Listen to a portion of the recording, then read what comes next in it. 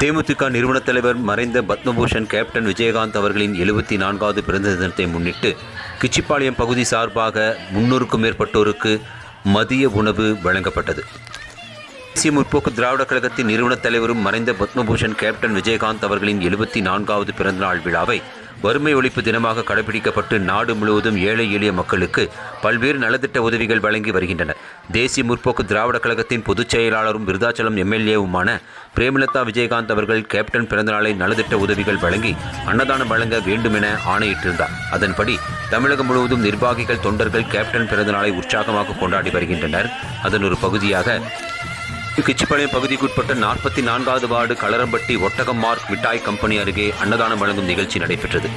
கிச்சிப்பாளையம் பகுதி செயலாளர் MP விஜய் தலைமையில் நடைபெற்ற இந்த நிகழ்ச்சியில் மாவட்ட பொதுக்குழு உறுப்பினர் ஆசை தம்பி ஏற்பாட்டில் அன்னதானம் நடைபெற்றது. நிகழ்ச்சிக்கு சிறப்பு அழைப்பாளராக மாநகர மாவட்ட செயலர் ராதாகிருஷ்ணன் கலந்து கொண்டு கேப்டனின் திருவுருவப் படத்திற்கு மலர் தூவி மரியாதை செலுத்தினார். தொடர்ந்து அப்பகுதியில் உள்ள 300க்கும் மேற்பட்ட ஏழை எளிய மக்களுக்கு மதிய உணவு, இனிப்பு, தண்ணீர் பாட்டில் உள்ளிட்டவை வழங்கப்பட்டது.